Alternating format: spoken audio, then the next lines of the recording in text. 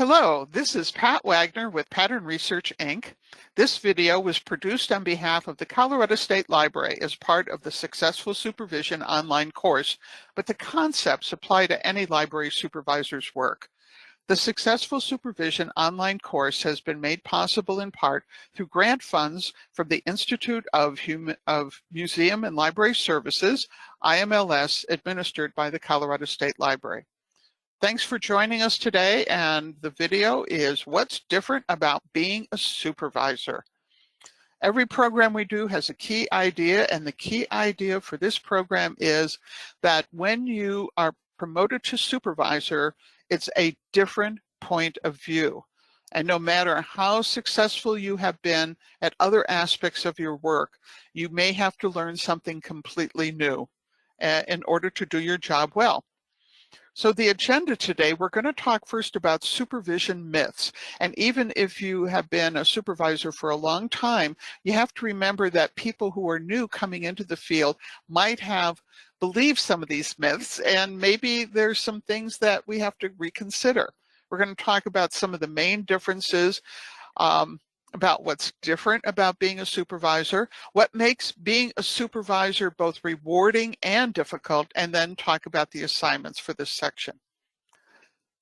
These are things that I've heard from people over the years working in libraries, and I would say the number one thing on the list is people will say, well, I've been a terrific reference librarian for 15 years. I know what needs to be done. It's going to be easy peasy when I'm head of the department. Oh, I have done this for a long time. You know, I've been a cataloger, I've been a cert clerk, I've been whatever for a long time, and I've done really, really well. And so I should be automatically be able to step into the role of supervisor. The skills that are needed to be a supervisor or a manager are a whole different ballgame than what it means to do the task. And I think that surprises some people when they're promoted.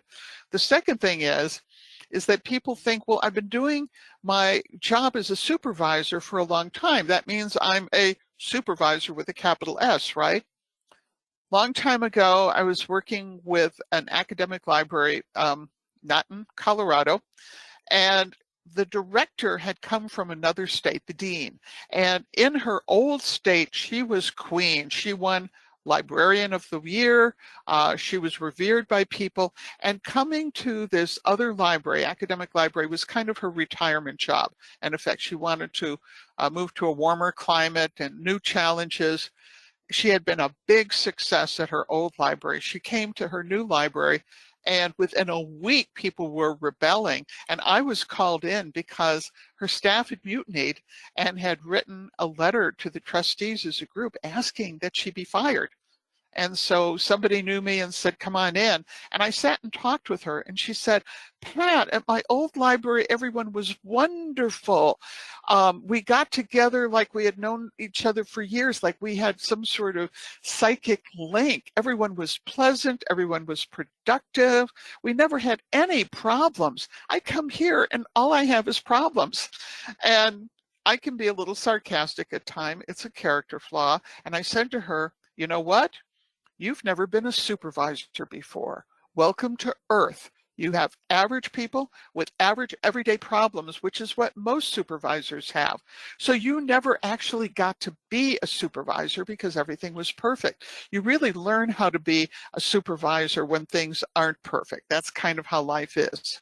Also, some people get promoted to supervisor and say, oh, I am now all powerful and I can get people to do exactly what I want them to do. It doesn't really work well on this planet. I'm sorry, I'm sorry. I've been bothered by this particular thing for years. I'm going to fix it now that I'm supervisor. Well, that's sometimes true, but it also is true that you think, well, I'm now going to be supervisor of this division and we're going to do it this way, and this way. And then you find out information about, state personnel rules, about things that are happening in the future that nobody's told you about. You weren't privy to that information, and you realize that it's not as easy as you thought, even though you now have the power and authority of being a supervisor or manager to fix those problems. Some people have a very negative view about supervision, even as they're promoted to being supervisor. And you get this from some people at the employee level who just are like, we don't need supervisors. I know how to do my job. You're just a waste of time. That's hard to overcome sometimes.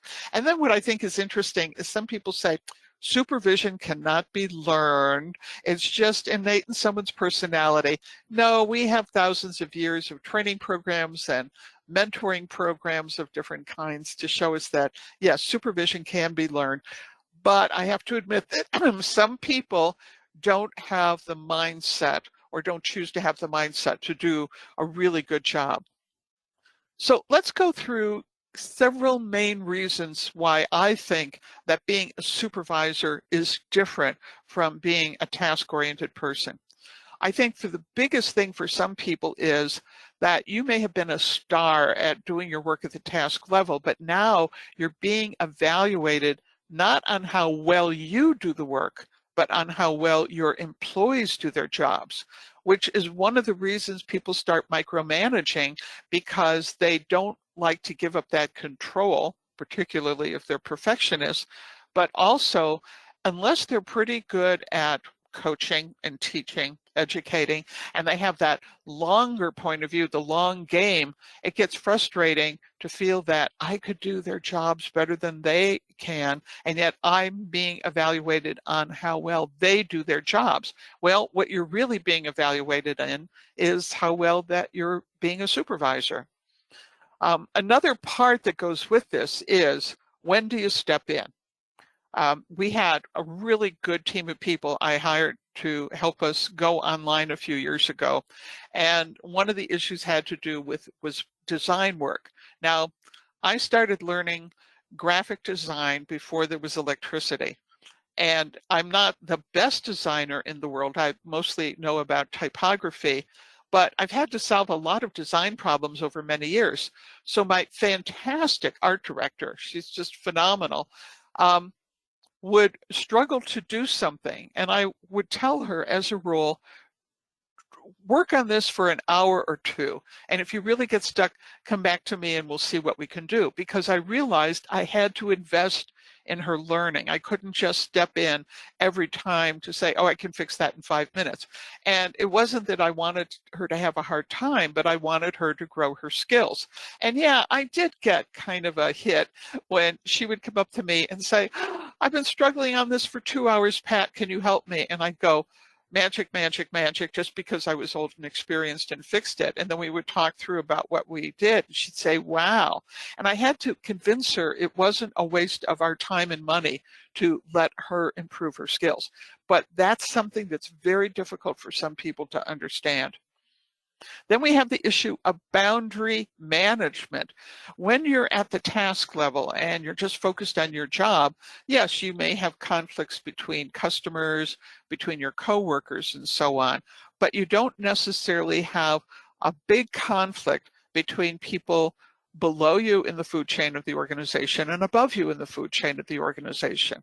So rather than having surety when you're a supervisor or manager where things are always black and white, it's more likely to be shades of gray, and you are being able to accomplish not based on what's right or wrong, but what's based on what's better or worse. And so you juggle much more, I think, when you're at a supervisor management level, and are satisfied at the end of the day if you kept most of the balls in the air during the day.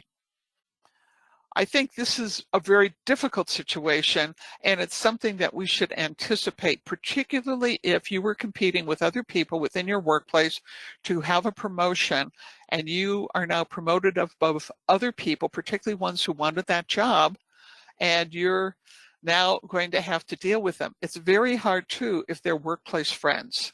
This is very hard. And the smartest people I know about this, if they are going for a promotion and they have workplace friends, they will talk about the issue of how they're going to be seen and what the relationship is. And I tend to be very blunt with people about this. I said, you shouldn't be a supervisor or manager unless you are willing to participate in disciplining and even terminating an employee, because that may happen. And so people around you are going to somehow see you as differently and treat you as differently, and you have to decide what kind of relationship you want with people as well. So not everything is terrible about being a supervisor. And I mention these things because you're also in a position to scout for and promote talent in the workplace as well. The big issue about becoming a supervisor or manager is career advancement. That in American workplaces and most Western European workplaces, it means more money, more workplace influence, and you're going to be able better to have some say in decisions that go on. Now, some people say, I never want to be a supervisor, and I say to them, well, the problem is that the decisions over money and time in the workplace are going to be made in a room where you're not necessarily invited unless you're lucky enough to work with a highly collaborative workplace. Nonetheless, there are legal and fiscal limitations on what kind of input you're going to be able to have. And I don't know of many workplaces that are what we might call true participatory democracies. And I have noticed over time that some people become very bitter because they say, well, yeah, I'm just a whatever. I'm not a supervisor or manager or administrator, but I'm smart. I've worked for a long time. I have good ideas. Why won't anyone listen to me? Well, it's never quite that bad, but they become bitter because they wanted to have the influence and authority without the responsibility, and that becomes difficult. New challenges at work. You know, you're going to learn a whole bunch of new stuff being a supervisor. And again, it's another way of growing as a person. You get to grow up more. Learning how to see the bigger picture and deal with a whole new interesting set of problems. What does the role of supervision contribute to the workplace in general? It's your chance to elicit the best and scout for and grow talent, by which I mean that one of the few ways you can increase the capacity of the library to serve is by improving the skill sets of the people who work at the library.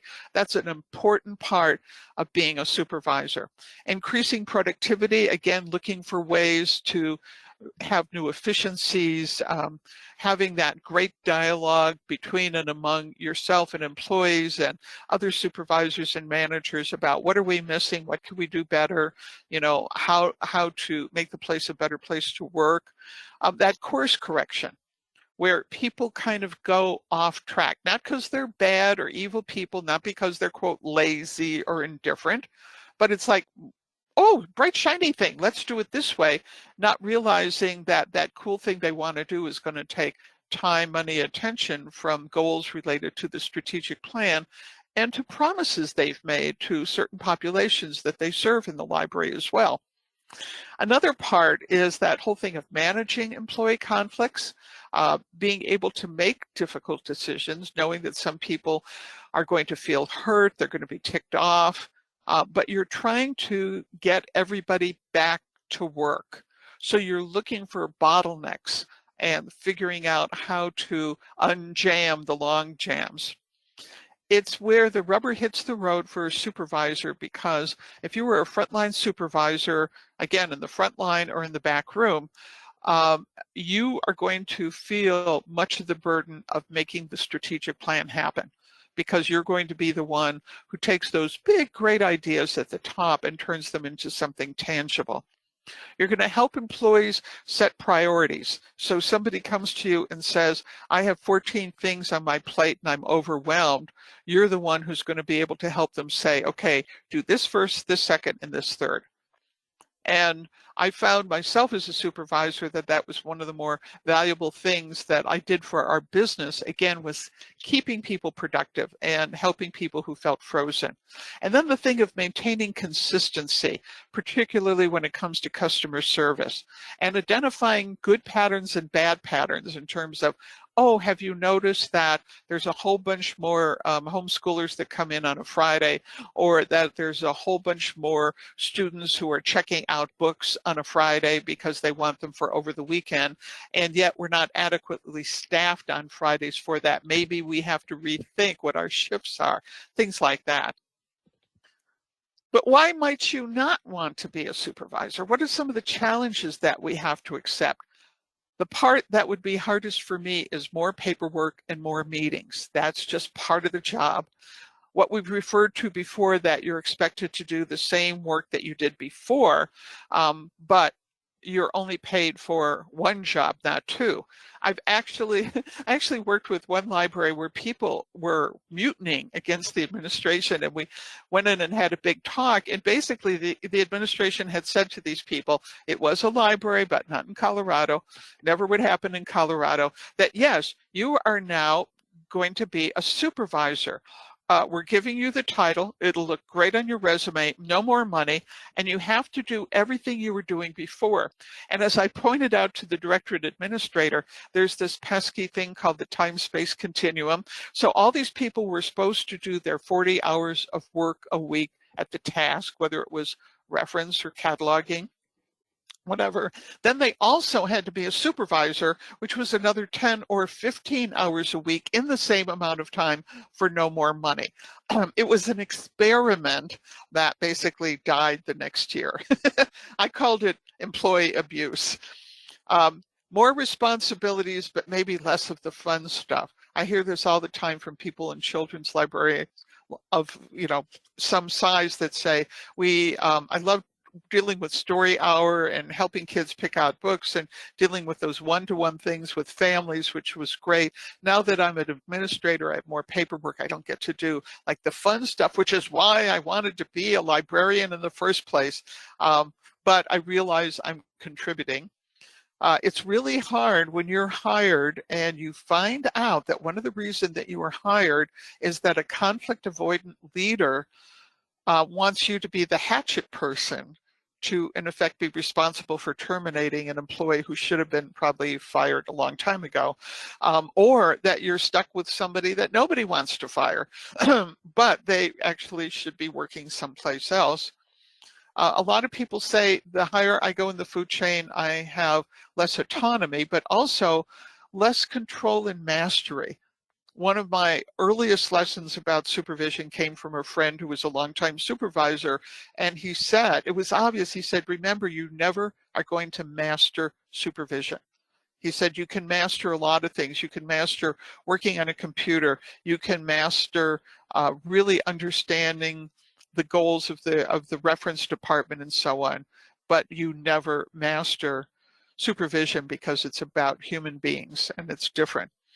I just finished work with a supervisor in a library a few weeks ago, and her biggest issue was she was hired from outside the library. Oh, wicked smart and competent, and nice and everything, but she's overseeing people and she is younger and newer than the people she's overseeing, and that's creating some issues.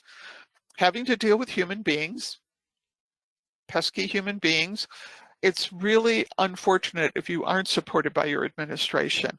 And I have to say that if you are applying for a new job, finding out if you will be supported in doing the difficult stuff, particularly disciplinary issues, is a big part of deciding if you're going to work there. And then what do you do when you walk in the room and realize that 3 other people in your department applied for the job and you got it, and now you are their supervisor? How you're going to deal with that? So let's take a look at the assignments for this program, okay? Again, if you're attending the Successful Supervision course, we're going to ask you to post your annotated list of questions and ideas and so on in the group with any kind of categories you assign to ideas. I am finding that one problem we're having with the LinkedIn group is that the old version of it allowed you to create a lot of groups when you were posting information, and now that's not true. And so if you're commenting, it's harder for other people sometimes to find it. So annotating things, putting in your own headings, I think will help.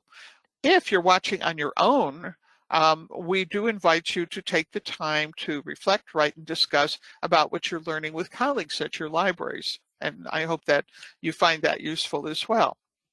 So There are going to be 3 assignments on the next slide, and we're going to be asking you to interview people, and you can use the questions to interview the same 2 people, or if you're worried about your grade for extra credit, you can interview multiple people. It doesn't have to be people from your library. If you're a little uncomfortable about talking from people there, you can interview other people as well. I would prefer that you stay within your library or maybe your greater institution. I believe that the issues supervisors have transcend workplaces, but please do stay within the library world. And do let people that you know that you're interviewing that the responses will be kept private. That anonymity and confidentiality is very much part of how we run the class. So here are the 3 choices that you have. And as you see, the questions kind of go together, so you might find it easy to do all 3 sets of questions. So you're going to interview 2 people. The first question is, what are 2 big surprises they experienced when they first became supervisors? And going along with that, and this may be the same answer or a different answer, what do they wish they'd known beforehand? What weren't they warned about? What were skills that they didn't realize they were going to need, right? The second thing is, at this current time, what are the most challenging aspects of their jobs as supervisors? And it's fun if you can interview people who have been on the job a short period of time or a long period of time. And then finally, looking back on their first year of supervising, what do they wish they had done differently? Sometimes this is called the first day at work. What would you have done differently the first day of work? How would they have prepared differently? What questions should they've asked before they started taking their job? What mistakes did they make the first few weeks on the job, for example? These are all things I think really are interesting. And again, being able to post their responses with your opinions and ideas are going to be very useful. This is the list of the upcoming videos. We just finished What's Different About Being a Supervisor, and the next video in the series is the Precision Model. We hope that you found today's video useful. This is Pat Wagner with Pattern Research on behalf of the Colorado State Library, and we look forward to seeing you next time.